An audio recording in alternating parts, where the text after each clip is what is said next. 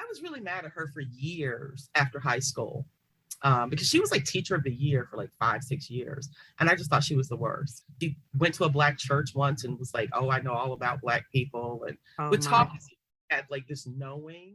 Welcome to Diversity Dish, where we're dishing on everything diversity, equity, inclusion, and justice related. My name is Sedruola Maruska, and we're bridging the gap between what needs to be said and what needs to be heard. Those individual experiences that are often ignored or simply dismissed. Sometimes I'm dining alone, sometimes I'm dining with friends, and sometimes I'm dining a la carte. No matter how I'm dining, it promises to be delicious. Let's dig in.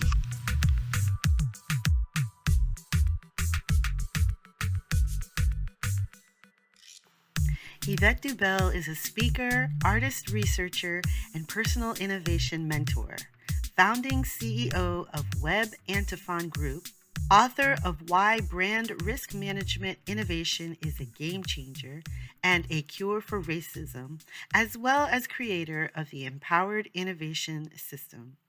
She serves conscious leaders looking for outside box thinking with vision and wisdom to drive triple bottom line success: profit, people, planet.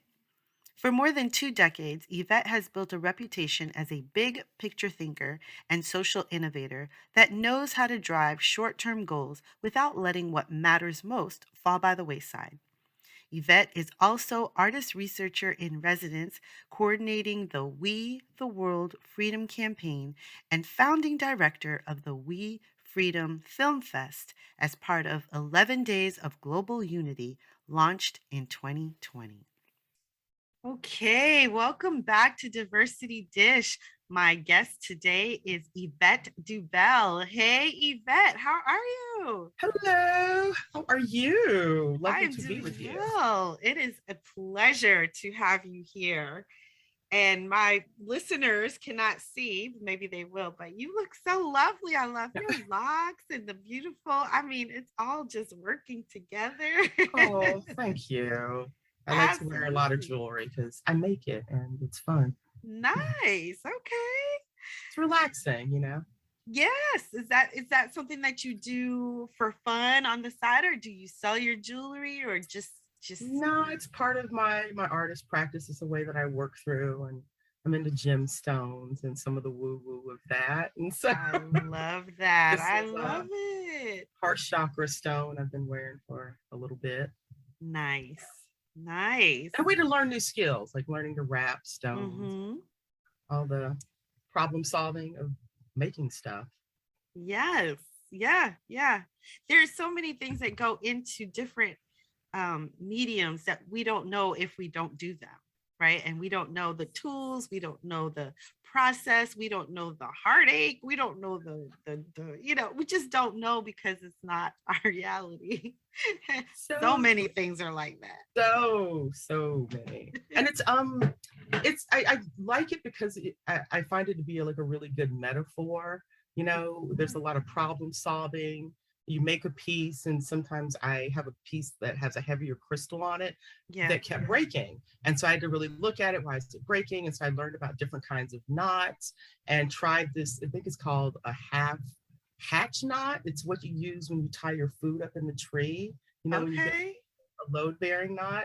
So I was like, I had spent a day looking up load bearing knots. And so anyway, I just was amazed at how I was so proud, because then I had to conceal it because I didn't want it to be very visible. And so it's just a whole thing.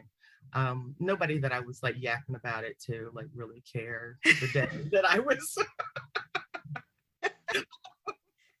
It's all like, excited. okay, Yvette, let's move on. Like, look at this half hatch knot I did. So yeah, it's a great problem solving. It's one of the reasons that I focus on art-based solutions, because of how many layers there are at work Mm, when you're creating something. yeah, yeah. I love that. I love that. Well, before we get into any more of what you do, why don't you tell us a little bit about what you are passionate about right now? Oh my gosh, I feel like I'm passionate about so many things. Um, I am passionate right now about, I'm collaborating with a friend in Minneapolis around developing some leadership programs and focusing on preparing leadership for the world that we actually live in. And the world that we want to create. I am in the middle of the We Freedom Film Fest, which is a film festival that I founded last year. And so that film festival focuses on media that encourages people to imagine a future that's better than our past. And that is something I see a real deficit in, not just today, but probably for the last 20 something years. And what else am I excited about? Well, my work, my artwork, I have like this piece is what I'm thinking about. And, I've been thinking about this one for a while. So anyway, so many things, so many. I have a long list. You're multi-passionate. I love it. Yes, there you go. There you go. I have an anniversary coming up next month, so. A wedding anniversary, birthday, wedding anniversary. Oh, wonderful. 32, 33, something like that. Oh, wow. I love it. Well, that's wonderful. I love that. I love that your passion is tied up in your work, because, sometimes people, they're passionate about one thing and they're doing another thing. And it's kind of like, well, why aren't you doing what you're passionate about? Why aren't you over here? And it's like, no, I'm just doing this over here. It's like, no, do your passion, because that's where you will excel, and that's where you will just really shine, right? Well, that can be really uncomfortable if you're used to like sort of when you get accustomed to maybe being in a little bit of a rut, it can seem really comfortable and seem much harder. Change can seem harder for people, and that's sort of where that's my sweet spot. That's what I focus on, is helping people transform and understanding what's going to be different, or what will their life look like if they don't. Yes. Right. So it's kind of like, is it more painful to change than it is to stay the same? Like what life? Right. I can get a look. My daughter says it's morbid. I don't think it's morbid. I think it's practical, because we all die. Everybody knows this. But if you think about when you die, what will you regret not having made that move? What do you actually want your legacy to be when you're not here? Do you want it to be the 9-to-5 job? Did you do a great job for that company and that will be enough for you? Or do you need something else? Is there something else inside of you that you don't want to leave this life having not shared with the world? Yes. And I really like that word, legacy. What is the legacy that you want to leave? Right. Yes. Legacy can be in so many different things, different ways that you can leave a legacy. But is it the one that you want to leave? Is it what you want people? Because you will leave one. You will, no matter what. Or not. Yes. Because you walked this way, you came this way. So is it what you left? Did you leave what you wanted, or did you leave what came by default? Right. And that was something that I had to contend with a few years ago, after my cancer diagnosis. Am I doing what I want to be doing, or am I just living by default? And the answer came back that I was living by default. And I am so far removed from that person and that life. Wow. Now I love that, living by default. That's good. Yeah, because because you just do the next easy thing, right? Doing the next easy thing. And it may not seem like it's easy, because you may feel like, oh, it's, life is hard, right, quote unquote. But essentially, living by default is not being intentional about how you're living, right? Exactly. Right. Letting life happen to you. Yes. Instead of choosing your life. Yes. And I think that's an important part of that's the other side of the diversity inclusion piece. A lot of our work focuses on helping the beneficiaries of systemic racism to transform. But the other side of that is those of us that have been the victims. I don't like that word, but those of us who've been marginalized, let's say it that way, by systems in our lives. And I think that it's harder sometimes coming from that space to feel self-actualized. Yes. Because Yes. There's a system that tries to define you and put you in this box and apply this label to you. And I feel like so much of our life is just shouting in spirit, if not verbally, who we are, like our truth, and trying to express that in as many ways as we can, simply to assert our right to be. I think if we get lucky, we get to a point where we're not trying to assert it to somebody else to prove to them, but instead it's a reinforcement, a self-validation. And I think that's a big part of what it is when you say yes to your own passion. And so that's the pre-work. Do you know what I mean? Yes, absolutely. And when you think about that, like when we think about the marginalizations that we've had, it comes in so many different forms, right? There's so many things that are telling us you're not enough, you're not good enough, you need to be different. This is for you. Yes, this isn't for you. This is for someone else who looks different than you or who is different. You know, all these things, and you have to kind of cut through all that noise to find yourself, because you're hearing all these messages all the time. They're, you know, television shows, books, movies, advertising, everything gives that message, and you're cutting through all of that to say, who am I? And when I get to that, I know who I am. Right. Now you have to go, I know who I am. I don't have to show you necessarily. I have to prove to you. I have to be comfortable within myself to be that person. Yes. However it shows up in the world, right? Hey, thanks for listening. My name is Sedruola Maruska, and I help entrepreneurs and small businesses go from mediocre to magnificent by transforming their cultures to be more equitable and inclusive. To find out how we can work together, go to diversitydish.com, where you'll find my consulting, coaching, and speaker information. diversitydish.com. I look forward to working with you. Not easy. I was like, yeah, you make it sound so easy, but it is a life journey for sure.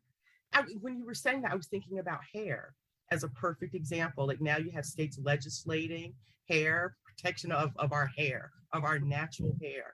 And I remember when I've had dreadlocks for about as long as I've been married, but they used to be really long. And so now I keep them short.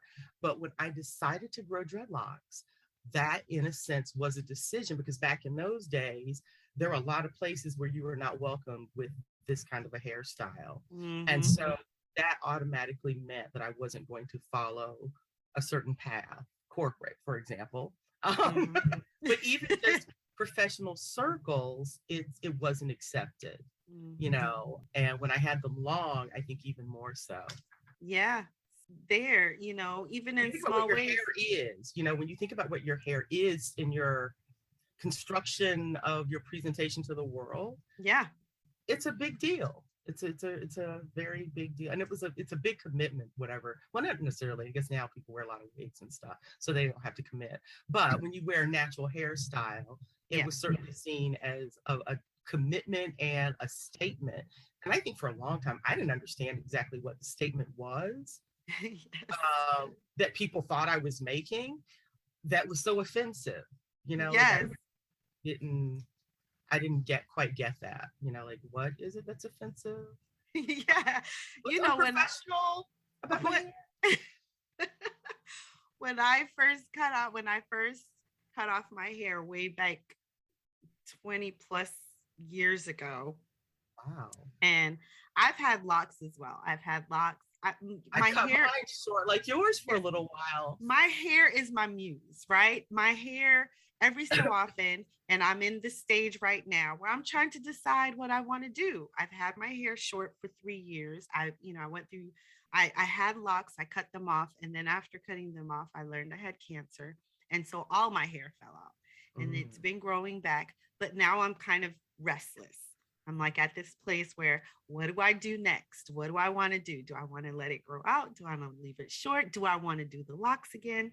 But when I first cut my hair off, I did it because I was tired of trying to grow my relaxed hair, but yet always wearing it in a ponytail. And I thought to myself, what is the point of having long hair if all I'm gonna do is put in a ponytail because I really like my sleep? I didn't want to get up in the morning and curl Same. it. That's why I locked mine. When I moved away, got married, and my mother was not responsible for my hair care bills Yes. anymore, and it fell on me. And I suddenly realized how much it cost. And finding a good, good stylist, beautician, back then we called them beauticians, now we call them stylists, is Right. not easy. And the chemical burns with relaxers. Oof. I moved to a new place, and that scared the living tar out of me, I have to say. When I saw like those, and I was just praying my hair didn't like come out in patches. Oh Thank yeah. God it did not. But same thing that you're saying. I wasn't really into doing my hair. I kept it like in a braid or in a ponytail. And it was the same thing. It's like, why do that if I really don't want to do my hair? Right. Yeah. And when I cut it, it was so interesting to me because when I cut it, the amount of attention that I received, especially from men, was was a shock to me. Because growing up, of course, it's always thought that, oh, the longer your hair, the more beautiful you are. The straighter your hair, the more beautiful. I cut it off. I had a little tiny curly fro thing, and Right. I got so much attention that I wasn't prepared for. I was like, I don't understand. The messages are wrong. Like something is wrong with the messaging here. Everybody says it opens up your face. Yes. Right. It opens Like up your it opens face. up, and that's one of the comments that I received from my cousin. She was like, "Oh my gosh, I can see your eyes and they're so beautiful." I was like, "Okay." But the messaging is wrong, right? Yeah. It's conflicting. The Yeah. message is conflicting. It's like, no, grow your hair. You got to have straight hair. No, wear it natural. No, you don't want to wear it natural because it's not professional or it doesn't, Well, and it it's wasn't not. tied to being successful. Don't you think that for a long time, the straight hair was tied to being successful? It's Yes. black, right? There's this way that you had to look and be in the world that just so much was defined by the hair. And when you think about what we go through to keep our hair straight, Yes. I remember Al Roker's wife. I cannot think of her name. She's a reporter, a producer on for ABC. Used to be 2020 or something. Anyway, she talked about back when you couldn't have natural hair, and she went to her producers apparently and we're talking about it, and she was trying to explain to them that if she had to go work out and she sweat her hair out, she had to go to the stylist or get her hair done again, or if she got caught in the rain, and what an inconvenience this was with her. I don't think that necessarily changed the policy, but I remember that was the first time I heard that discussed on a national sort of stage, on a news broadcast. That was a long time ago. It's probably, it might have been in the 90s or very early 2000s. Yes, and there are things like that are not apparent to others. It's like, well, why don't you just jump in the shower and wash your hair? Because then I jump in the shower and wash my hair and it becomes what it is as it grows out of my head. Right. You are offended. Why? I have no idea, but you're offended if I wear my hair the way it grows out of my head after I take a shower, wash it, comb it through, and it's fine. And you're like, you're making a statement. I don't know what statement I'm making. Well, you know what? I get it now, because people who live in a society where they unquestionably accept, right, this sort of notion of a Eurocentric notion of beauty. So when we reject that, it suggests that we might be rejecting a whole lot more than just that standard of beauty. Do you know what I mean? Yeah. I've wondered about this too, like why is our hair such a threat?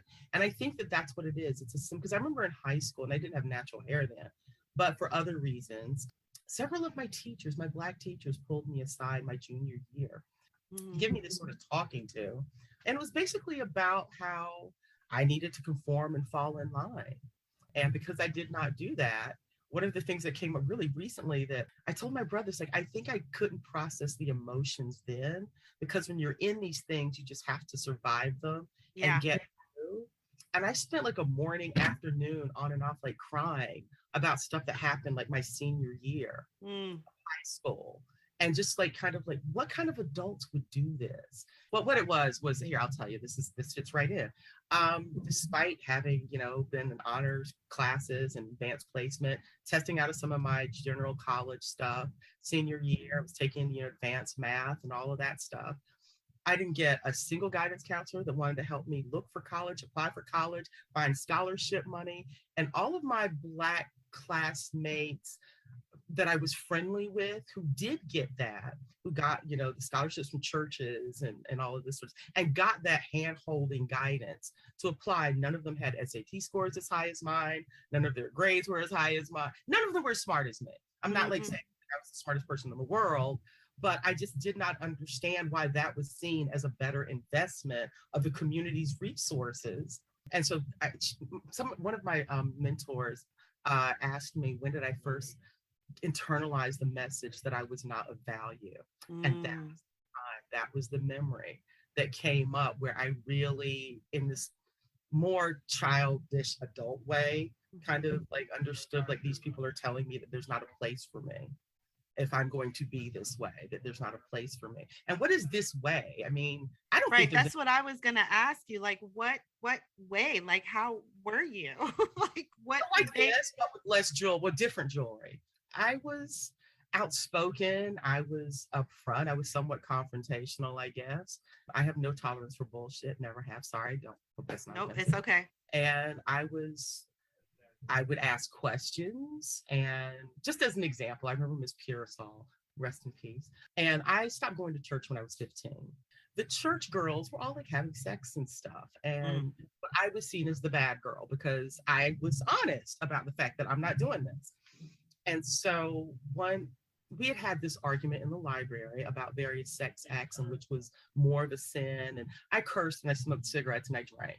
And they were asserting that I was for sure going to hell for doing those things, but they were not going to hell for being hypocrites. And somebody had done some sexual things in the church during one of those youth lock-ins.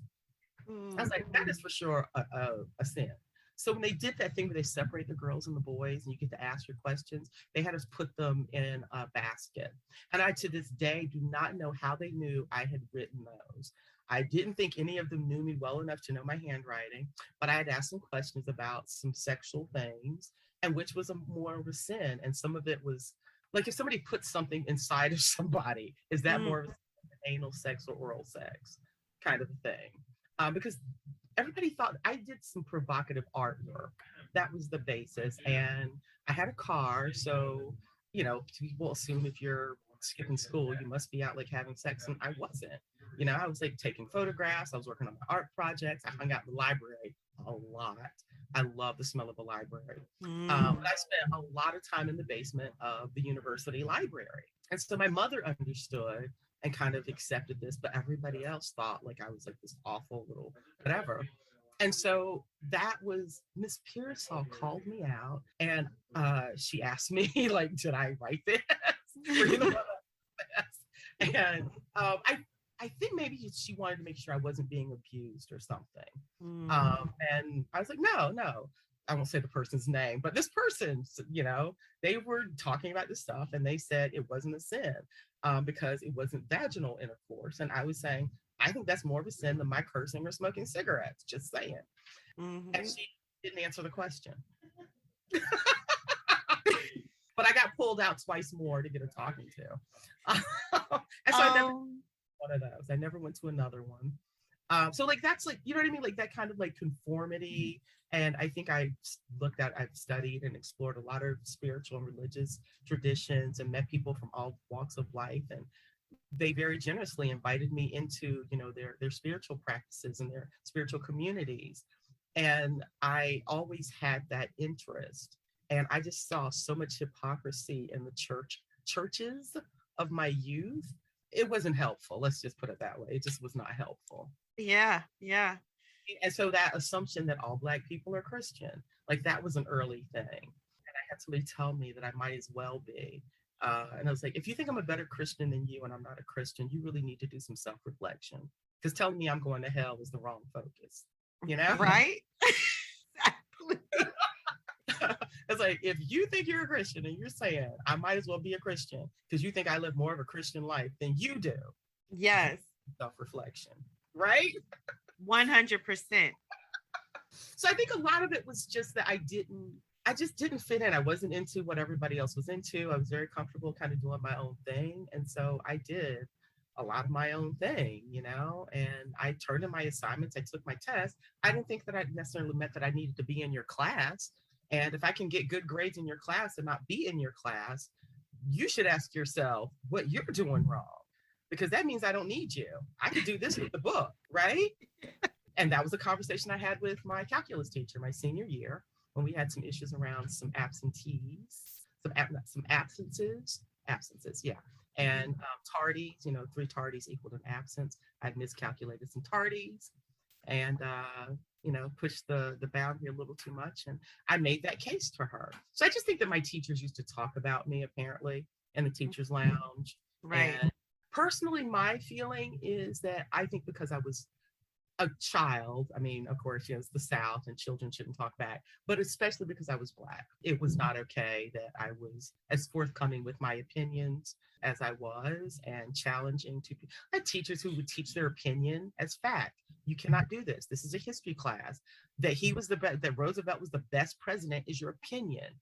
You cannot make me write an essay saying that and proving that. And Right. That's just one example, but me and that teacher had it all year, and she finally failed me. She made our essay, our final exam, 50% of the grade was an essay about exactly the things that we had been arguing about all year. And I was like, no, not doing it. And so I wrote my refute. Wow. And I had to go to summer school. But was it worth it though? I got ready at summer school, and I was like not happy with that because it was, oh my God, it was ridiculous. It was like nothing against football coaches, but the football coach was teaching and he had us read each chapter aloud and do the end of the chapter questions. After he gave us the answers. So we went through the questions, he gave us the answers, then we had to like take a test on it. How could you not like get almost 100? And I forget what, the 98 was because I took you were only allowed to miss one day. So I took that one day. We had a pop quiz. So that was my 98, but it didn't weigh the same as an honors 98 because that was like taught as like a basic level. Right. It was eye-opening because there were people who failed that class that were there every day. And that was something I never would have conceived being a thing. Right. But I was really mad at her for years after high school. Because she was like teacher of the year for like 5-6 years. And I just thought she was the worst. She went to a Black church once and was like, oh, I know all about Black people. And would talk at like this knowing. And I pressed her several times about the extent of her involvement, that all of this vast knowledge of stereotypes was based on. And it turned out she'd gone to a Black funeral. Oh my goodness. That is, you know, it's so interesting. I still remember your name. Anyway. That's right. Poor Miss. I just didn't feel that she should be. I had several teachers like that. And when I was younger, I had teachers who were really after me, like trying to fail me. My mother would have to come out, and my mother, you know, became an expert, I have to say, on going and looking up legal statutes and legal precedents and coming in with like your violation of this. It was, I just don't understand adults that would be that way to a child. I can't imagine ever mistreating a child. So then that kind of pivots us a little bit. We can pivot a little bit right here, because if you don't see a person as fully human, you're not going to see their children as fully human. You're going to see their children as lacking, no matter how much they put forth and show you that they resented it. I had teachers who punished me. I had a teacher in 3rd grade, Vivian Mills, who used to throw my work away and make me do it again. And at one point, she finally moved me next to her desk because she was so sure that I was cheating. That you were cheating. Because how is it possible that you, little Black girl, could be smart? Right? How could that be? And it's a thing, and this is something that, you know, people don't seem to realize or understand. And you say that your guidance counselors never helped you with, they never gave you what you needed. There was no Oh, it was all on equity. me. I mean, there was no, and There was there no were Black equity. guidance counselors, which was the thing that blew my mind. Was the Black guidance counselors didn't see me as valuable because I didn't conform. I didn't dress, and it wasn't like I dressed like Yes. super weird. It was, I wore an army coat a lot because I had big pockets, and I used to put food in my pockets and eat out my pockets. It was like basic. I drew on my pants. Do you know what I mean? It was, Yes. it just doesn't make sense to me. It never made sense. And it was like, it clearly, that was when I realized this is not, the game is not what they say it is. They say you get good grades and you stay in honors and you take advanced placement, you test out of these general college classes. All these things are going to help you. It didn't help me a lick. So I grew up in the 80s. Mm-hmm. And I said before that I believe that that time period, because here's the thing, we're meant to feel that civil rights movement was so long ago, like that it was just so long ago. I was born 1968. That was the year that Martin Luther King was shot and killed, right? And after the civil rights movement, legislation went in, you know, all the changes happened. I think what happened was there was this collective, well, now that we've got this, we have to conform. We need to make sure that we are worthy of what we have been bestowed or given, or, you know, whatever word you choose to use. Right. But it's, we have to make sure that we're worthy and that we do not that we don't, you know, do too much to make them feel like they need to take it away. Because representing the race, remember? Yes, we have to represent the race. You remember that, right? Yes. It went from you're representing your family every time you walk out to you're representing all of us. Like, and even to this day, I know that there are, you know, when you look at Naomi Osaka, when you look at Serena Williams, when you look at any of these athletes or actors and these people who are in the forefront, they understand that as well. And that is something that they carry. And I've said to white people before, I said, when you accomplish something, do you accomplish it and think about how it's going to reflect on your race? No, the answer is always no. And I said, well, there's a huge difference there, because whenever a Black person accomplishes something, you think, yes, I'm doing this for the race. I'm pushing the race forward, right? I'm representing, right? We're representing. For all minorities that I've had conversation with about this kind of thing, I think that's true. Yes. They are very aware that because when you're the only one, or, you know, one of few, it makes you, and I think all of us grew up hearing that. So we are taught that from very early on, that your deeds are not just your deeds. Correct. And so when you actually do stand up just for yourself and it doesn't conform to what everyone's saying you need to conform to, you know, for the race, then yes, those people who think that you should be conforming, should is a word that I don't like, but those people who think that you should be conforming. You shouldn't on yourself. You shouldn't on yourself. Right. They tend to shy away from you. They don't want to help because, like, well, you're going nowhere because you're not doing what you're supposed to be doing. Right. And so that, to me, is what that sounds like happened to you. And so what we're trying to do now is we're trying to empower people, all people, for themselves, right? We're trying to empower our children for themselves. And to do that is to not conform, is to say, you are okay the way that you show up in the world, because that is the message that white kids get from the day one. Day one, you are okay. Right. This world is made for you. Everything is yours. Go forth and prosper. That is what we're trying to make sure that everybody can do. Hey, thanks for listening. My name is Sedruola Maruska, and I help entrepreneurs and small businesses go from mediocre to magnificent by transforming their cultures to be more equitable and inclusive. To find out how we can work together, go to diversitydish.com, where you'll find my consulting, coaching, and speaker information. diversitydish.com. I look forward to working with you. Yes, right? Everybody. And I think that there's a real failure of imagination, because I don't think that most people cannot fathom that kind of world. And I think that people who are uncomfortable with that notion don't want to go down the rabbit hole of understanding why they're uncomfortable with it.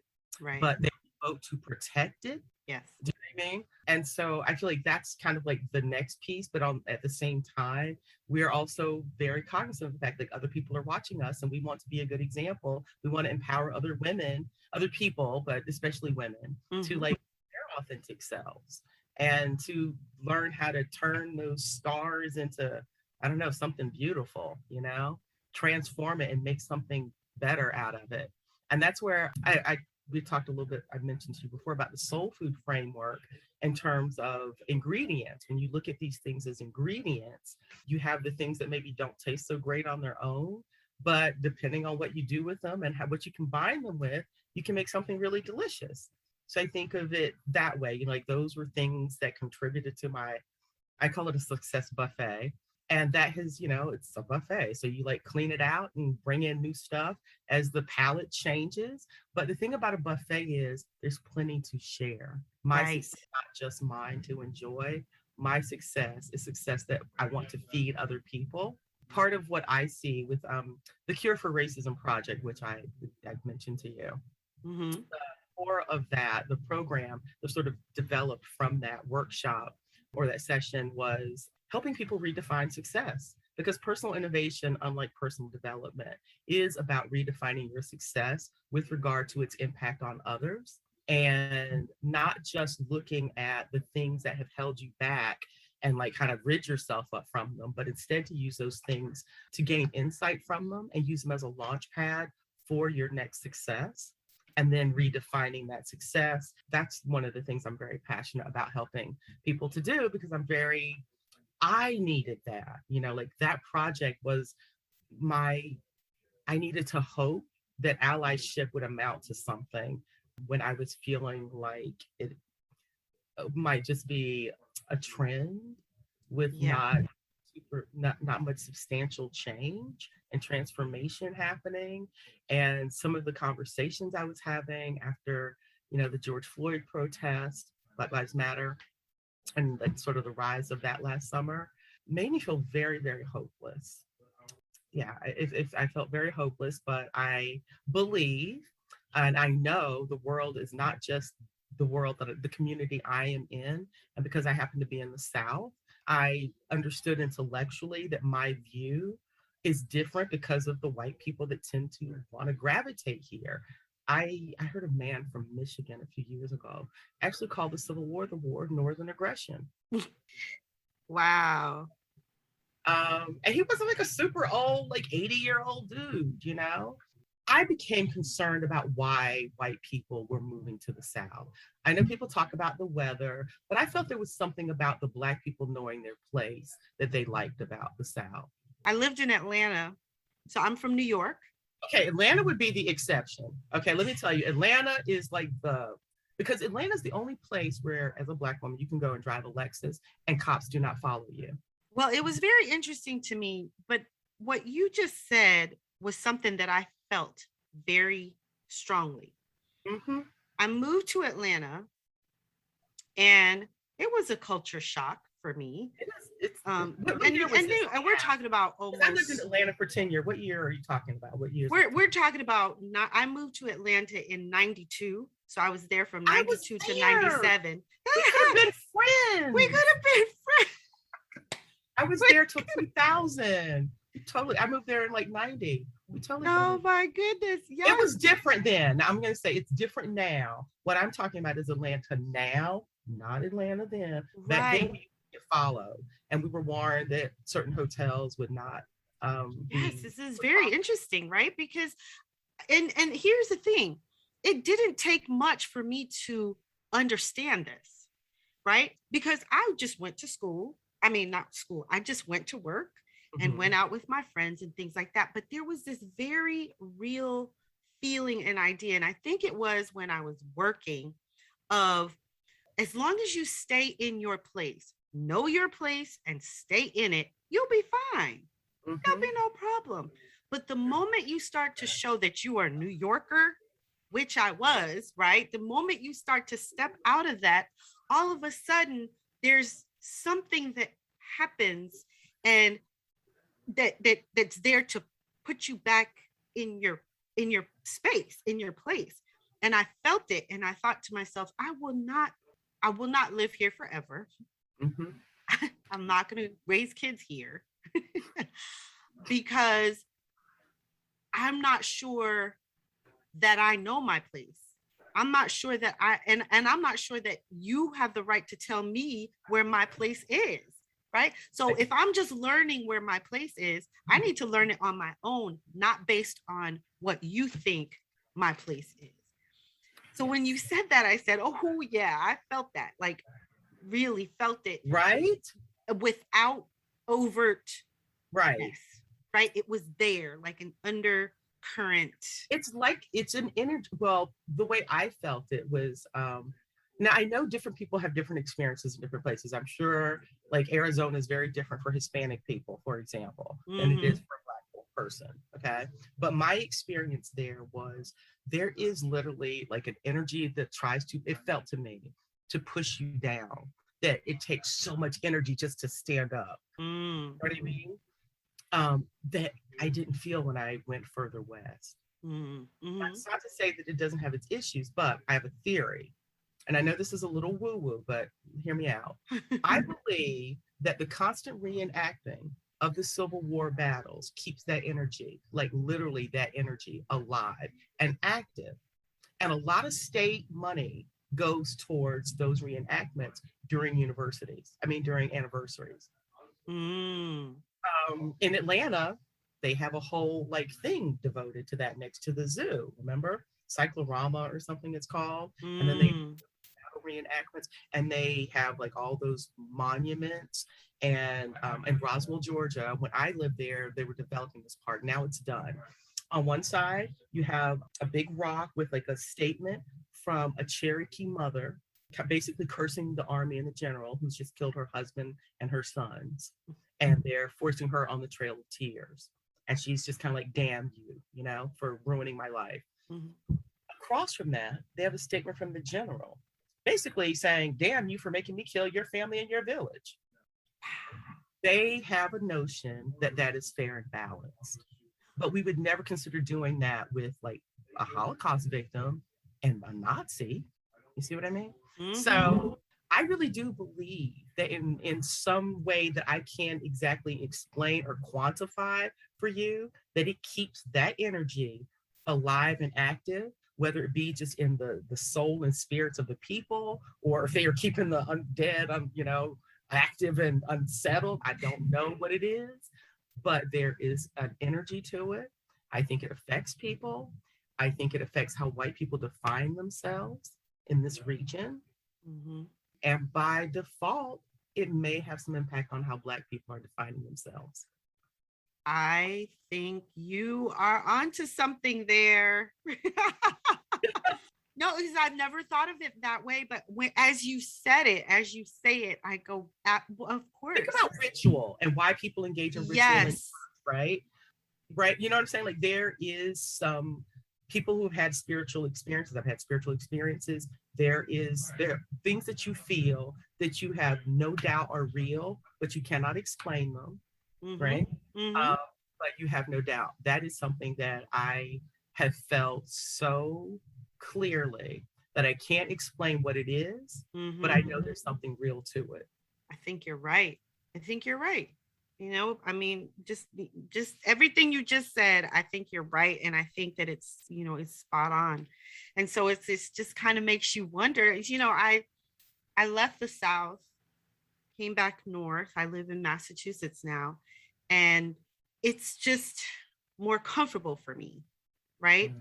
And we know that racism is baked into the pie. We know this, right? We know that it's there. Yes.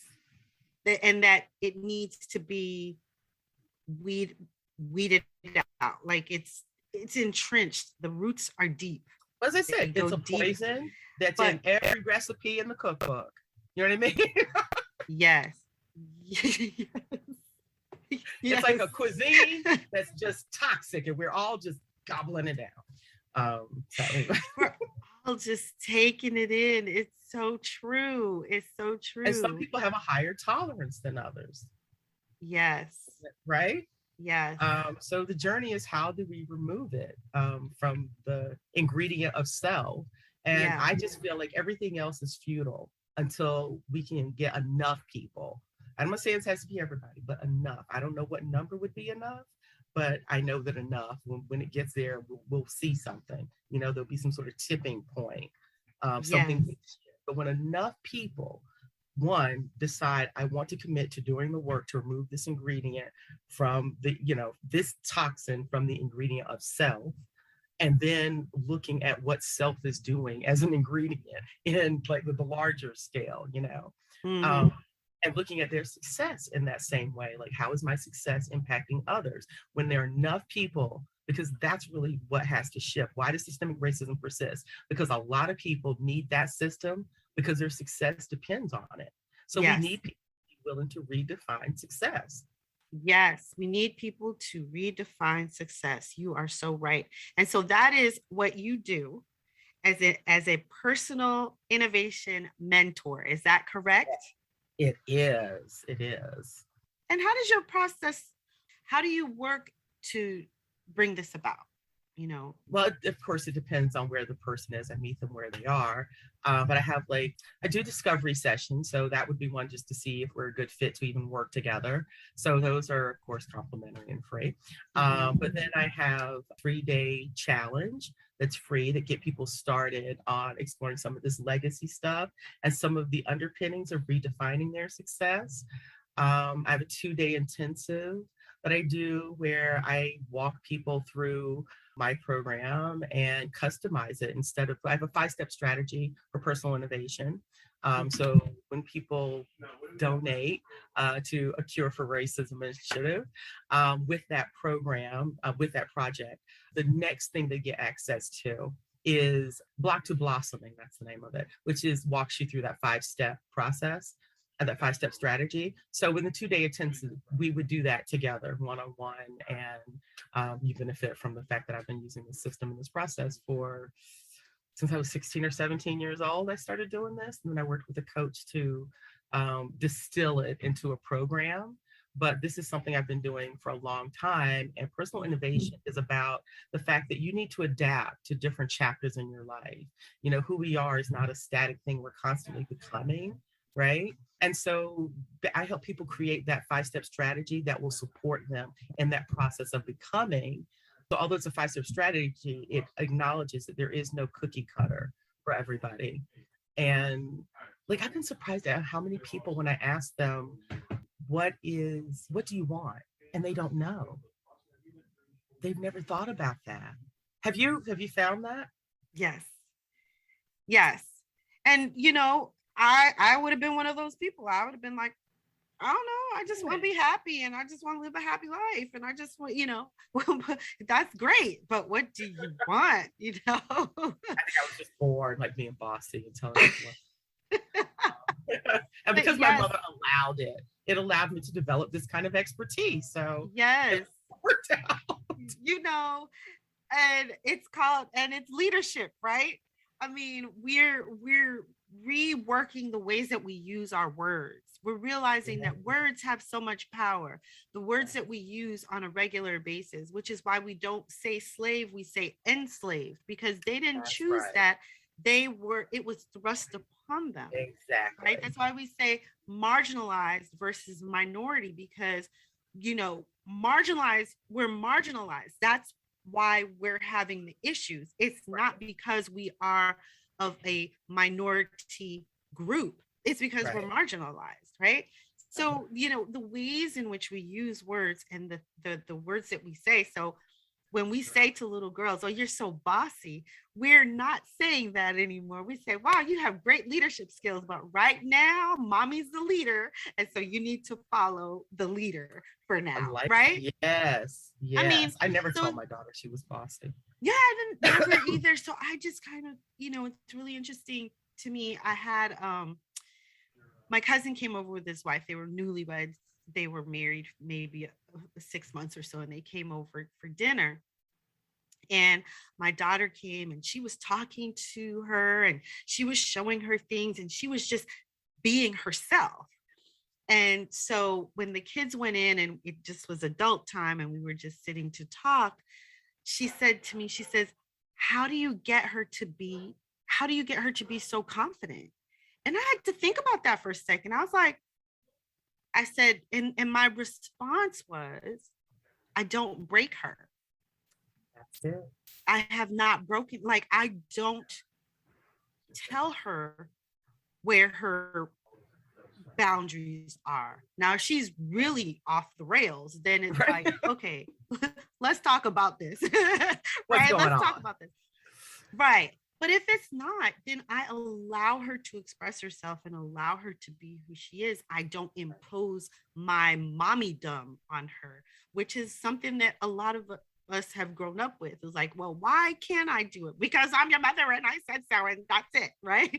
There's no conversation there. It's just, just no. So that was my only answer. I said, I don't break her. And so she is free and happy to be who she is, because I want her to go out and continue to be that confident and that outspoken, say what's on her mind, say what she feels, say what she thinks, because those things that make us uncomfortable as parents are those very things that we need our kids to have later on as adults, right? That's one of the things that's going to have to shift, I think, in the culture. Yes. In our culture. Yes. And I've heard other people, tan brown people talk about similar things.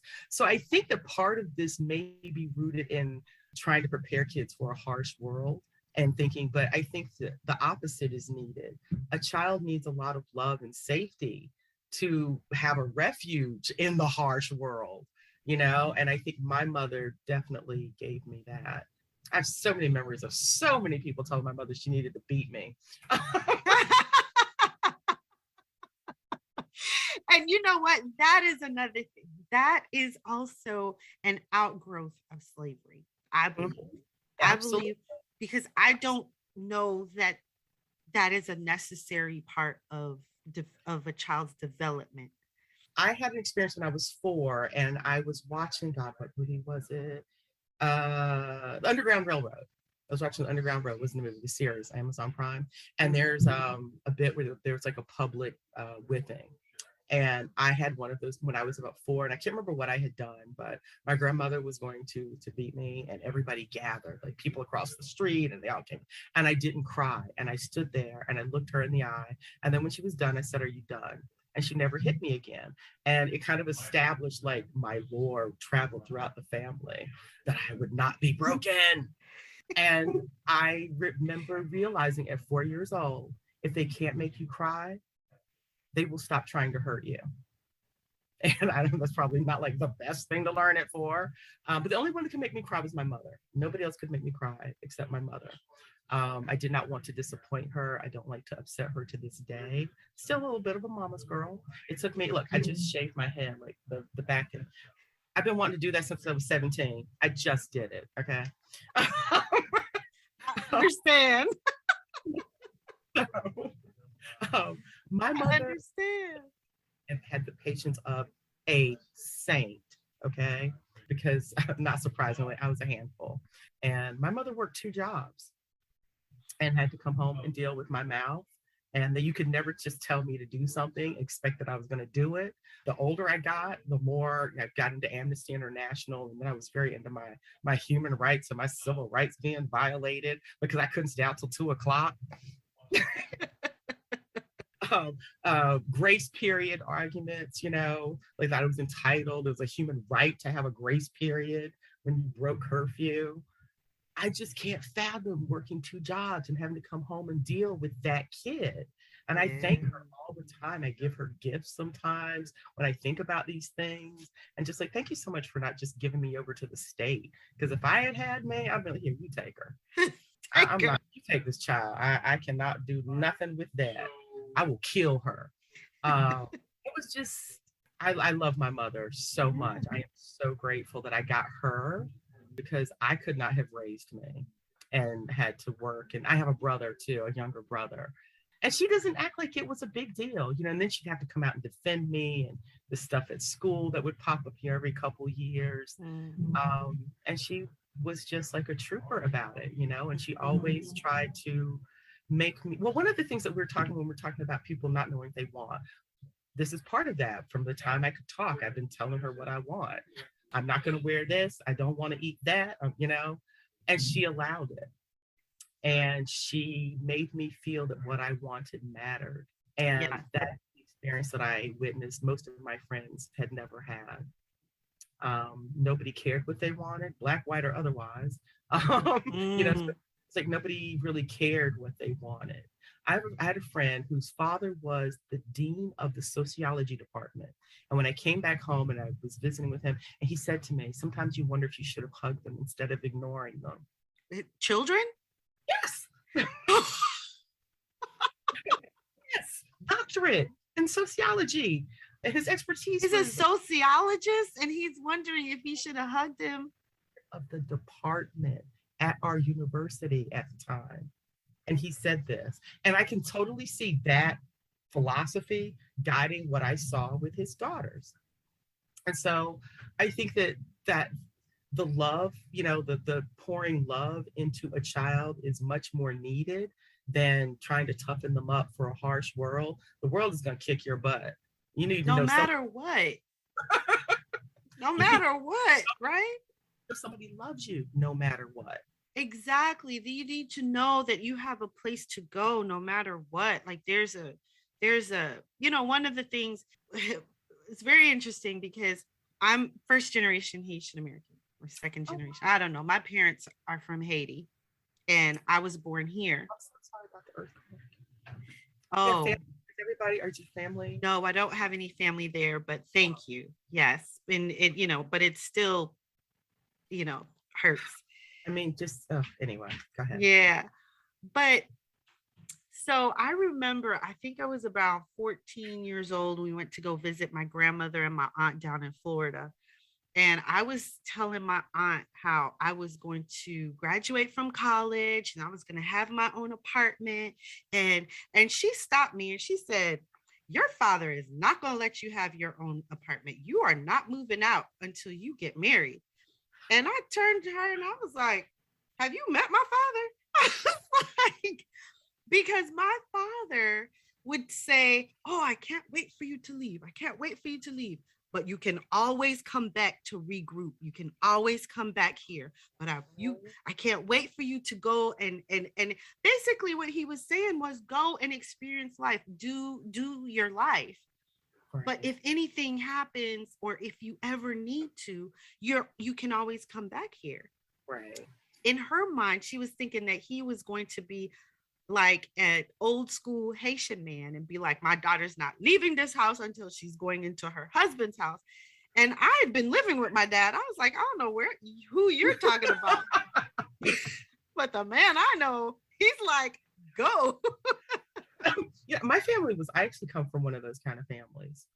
My daughter is the first one to leave the house and not leave to get married. She left to, go pursue herself. Find herself in the world. I got married when I was 19. So I Wow. left the night that I graduated high school and started living with my then boyfriend, now husband. Wow. Yeah.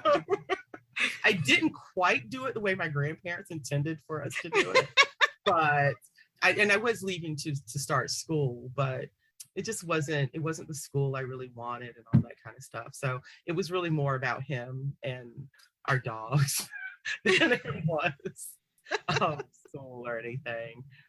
So it's interesting though, looking at that kind of traditional family thing and like how much things have changed. Like my husband actually got my hand in marriage. And made like promises to my mother, and they had like a real conversation about, what she expected. Wow. I know. That's a beautiful thing. I mean, it's just so interesting, right? So Well, it's like it's changed so much, it like has changed so much. And just kind of like that's why we have to adapt. It's like as we get older, I think more women, more mature women are not looking at that next chapter and thinking about grandkids and stuff like that, like our grandmothers were, or our moms. We are looking at the things that we hadn't done yet. Well, for me, the things I do because I was raising my kids, because that was my focus. That was my job. Like those 3 kids were my job. And I guess my husband, our relationship was like it was a full-time job, but it felt like a part-time job, because it wasn't work. You know what I mean? Like marriage, if you're lucky, should not feel like a job, but it takes work. Do you know what I mean? Are you married? Right. I am married. I am. Okay.